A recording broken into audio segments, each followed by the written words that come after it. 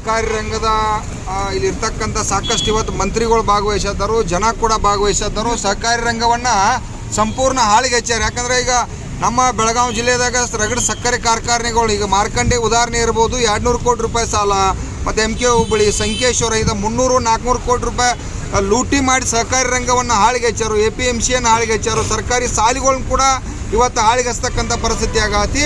ಸರ್ಕಾರಿ ಅನ್ನುವಂಥದ್ದು ಇವತ್ತು ಸಾಕಷ್ಟು ಸಂಸ್ಥೆಗಳನ್ನ ಹಾಳು ಮಾಡ್ತಕ್ಕಂಥ ಚಟುವಟಿಕೆ ಒಳಗೆ ಸಾಕಷ್ಟು ರಾಜಕಾರಣಿಗಳು ಕೂಡ ಅದಕ್ಕೆ ಮುಖಂಡರಾಗಿ ಕೂಡ ಅವ್ರ ಜವಾಬ್ದಾರಿ ಇದ್ದವ್ರದವರು. ಅವ್ರಿಗೆಲ್ಲ ಇದ್ದಾಗೂ ಕೂಡ ಯಾಕೆ ಅವು ಹಾಳಿಗೆ ಹತ್ತಾವು, ಸಹಕಾರಿ ರಂಗ ಹಾಳಿಗಾಗತೈತಿ ಅನ್ನುವಂಥ ಕಲ್ಪನಾ ಇಲ್ಲದ ಕಾರಣಕ್ಕೆ ಇವತ್ತು ಜನ ಜಾಗೃತಿ ಮೂಡಿಸ್ತಕ್ಕಂಥ ಈ ಸಪ್ತಾಹ ಕಾರ್ಯಕ್ರಮದಾಗ ನಾವೆಲ್ಲ ಜನರಿಗೆ ಜಾಗೃತಿ ಮಾಡ್ತಕ್ಕಂಥ ಕಾರ್ಯಕ್ರಮ ಮಾಡ್ತಾಯಿದ್ದೀವಿ. ದಯವಿಟ್ಟು ಭ್ರಷ್ಟ ರಾಜಕಾರಣಿಗಳನ್ನ ಈ ಸಹಕಾರಿ ರಂಗಗಳಿಗೆ ಕರ್ಕೋಕೆ ಹೋಗ್ಬೇಡ್ರಿ, ಅದನ್ನೆಲ್ಲ ಹಾಳಿಗೆ ಹಚ್ತಾರೆ ಅನ್ನುವಂಥದ್ದನ್ನು ಸಂದೇಶ ಕೊಡಲಿಕ್ಕೆ ಇವತ್ತು ಜಾಗೃತಿ ಕಾರ್ಯಕ್ರಮ ಮಾಡ್ತಾಯಿದ್ದೀವಿ. ನಮ್ಮ ಹೆಸರು ಸೋನಪ್ಪ ಪೂಜಾರಿ, ರೈತ ಸಂಘ ರಾಜ್ಯಾಧ್ಯಕ್ಷ.